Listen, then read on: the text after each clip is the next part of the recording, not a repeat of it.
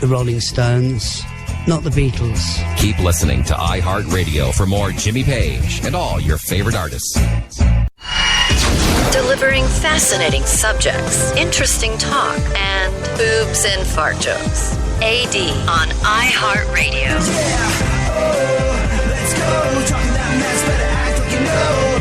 Oh, let's go tonight. Walk away, punk, yeah, bitch. That's right, I know this. You're nothing but a punk, bitch. You're nothing but a punk, bitch. So walk away, yeah, yeah. You've been talking about me for a long time. Why? I mean, why? He said in an entirely more manly tone. Why would you have Ricky Gervais be a part of any award ceremony if you were offended by what he did last time he hosted something like that? Where was it that Ricky Gervais hacked everybody off? Was it the Oscars? I think it was the Golden Globes. Wasn't it the Golden Globes? I believe so. Like, and Ricky Gervais did his thing, and it's like you're hiring Ricky Gervais, you're not familiar with his work, and everyone was like so butthurt, and he was completely unapologetic. He was like, "You hire me, you're going to get me," and they hired me for a reason, so I went out and I was me, and I don't apologize for any of it. But yeah, he had something to say last night at the Golden Globes as well. It's going well, isn't it? Let's not ruin it. By me saying anything, really. No one wants to see me insult any of you rich, beautiful, overprivileged celebrities. So no ordinary people at home wants to see that, because you're better than ordinary people. And you know it, and they know it deep down. I'm not going to start picking on things you've done. Some of it immoral. A lot of it illegal. But if we've learned one thing, it's that famous people are above the law, as it should be. So I'm not going to be like the terrible things you've done to get here tonight. The street and Clooney.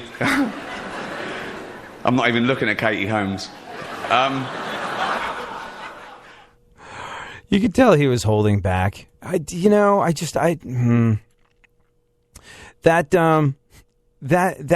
point that you get to where you legitimately don't care, where you've done what you're going to do, and it gives you complete freedom to express yourself in the way you want to express yourself.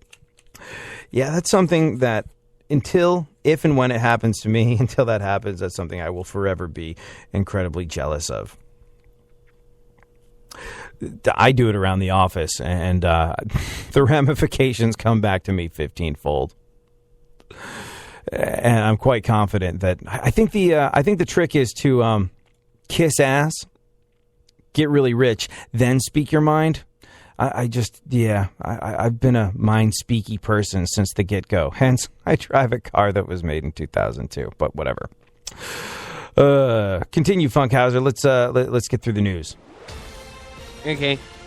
During a performance in Ontario, Canada, Bill Cosby joked that women should be careful drinking around him. Oh, well then. In case you don't get the joke, let me explain. It's funny, apparently, because he's a rapist. Yeah,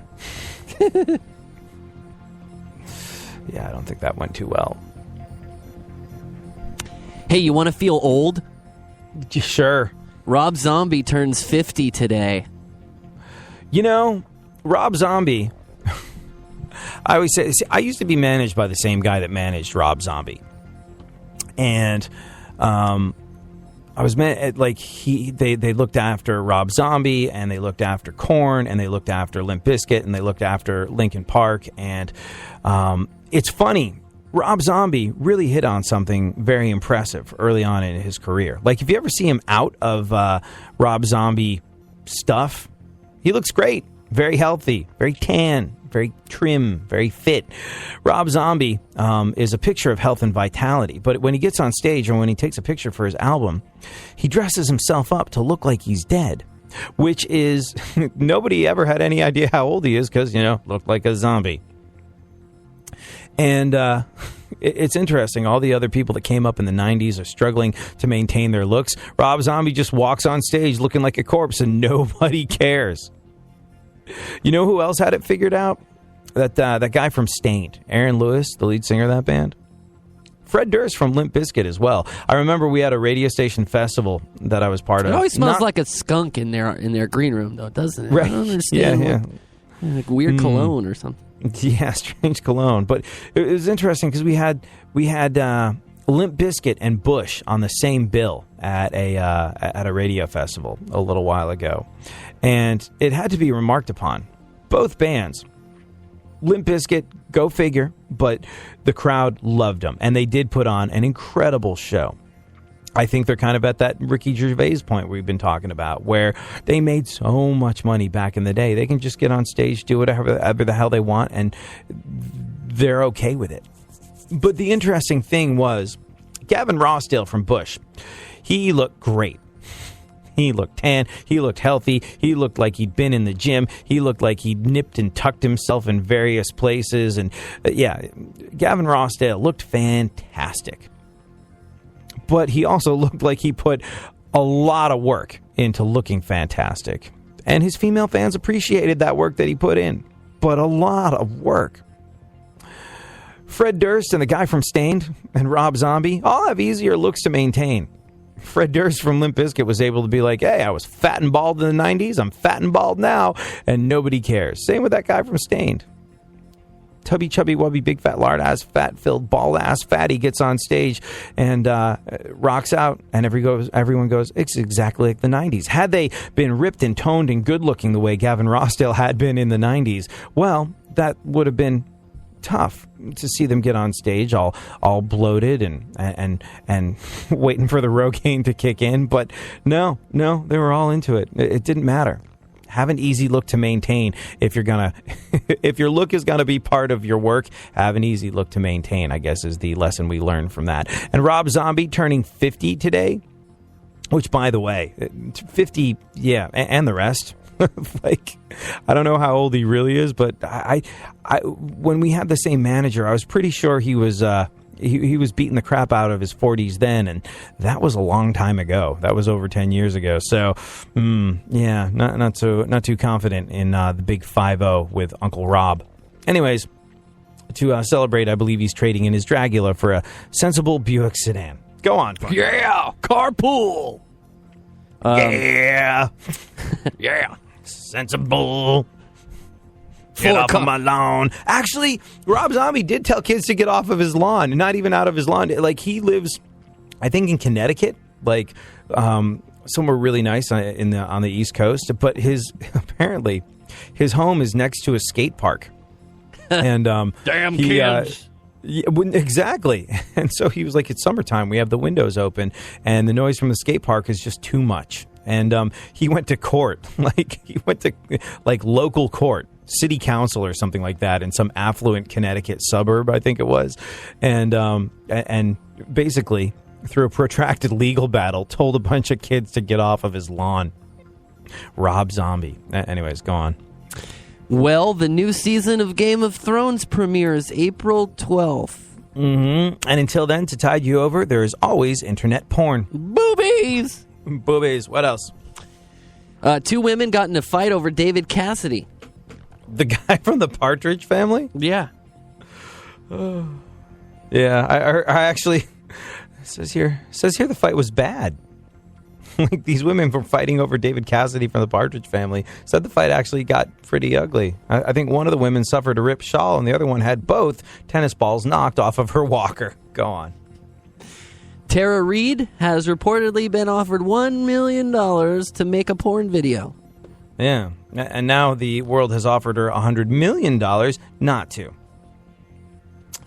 I don't want to see that. I'm not sure if I do or not.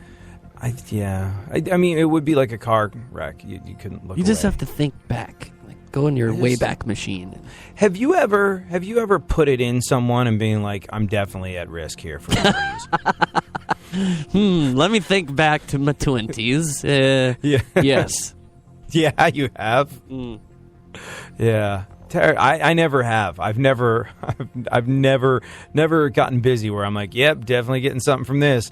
You know what?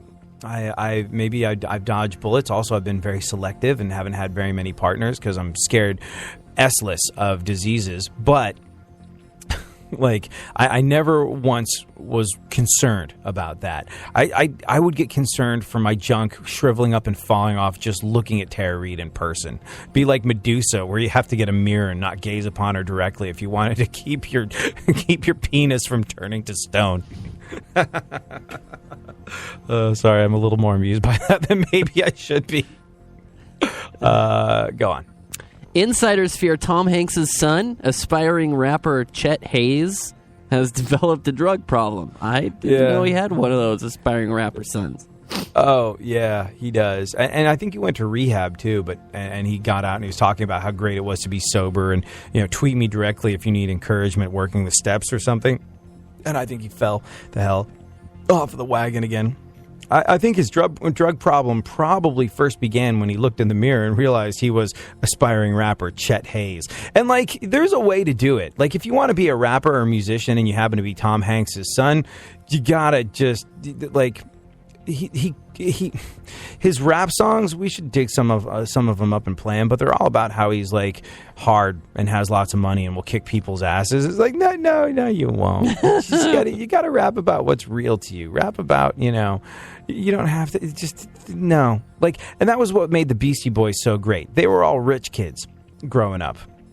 And they liked to party. And they also had a voice for social activism. And I remember Chuck D going, like, we never had a problem with the Beastie Boys being white and rapping because they rapped about what was real to them. They rapped about the white rich kid experience. And because it was real, it was great. They never tried to be anything that they weren't. And aspiring rapper Chet Hayes is trying to be absolutely everything that he is not.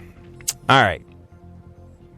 Let's run down the top 10 list of reasons why it's great not to live in Florida in the 30 seconds of show we have left. The 10 weirdest crimes perpetrated in Florida. Florida man really, really wants to force a jury to watch a sex tape. Yep. The South Florida man wanted to introduce sex tapes and intimate photographs of himself and his wife as evidence in his criminal trial to prove that his marriage was real and not just undertaken for immigration purposes. Number 9, Florida man steals 850 pairs of underwear from Victoria's Secret. November 2013. 300 pieces of Dream Angels women's underwear. The judge told him that he in no uncertain circumstances was allowed to return to Victoria's Secret. Florida man escapes adult novelty store with $300 Jenna Jameson doll in tow. The suspect walked up to the counter of the inner secret shop in Vero Beach and asked the worker, Catherine Morales, some questions about the doll. Following the questions, he grabbed the doll off the counter and ran out of the store without paying for the product. It was a battery-powered model in the likeness of the 39-year-old porn star with a vibrating ultra-soft mouth. Florida man holds up Domino's delivery man over pizza and wings. Florida man inches closer to one-way trip to Mars. Drunk Florida man attempts to ride bike through Taco Bell drive-thru, fights with police afterwards. Florida man claims wife was kidnapped by holograms. Another Florida man bites off neighbor's ear because he wouldn't give him a cigarette. Florida man flashes buttocks at IHOP after impersonating police officer to get free food. And finally, Florida man attempts to smoke crack in ICU, almost burns down hospital. So no matter how hard your Monday is, at least you're not in Florida. Have a good one.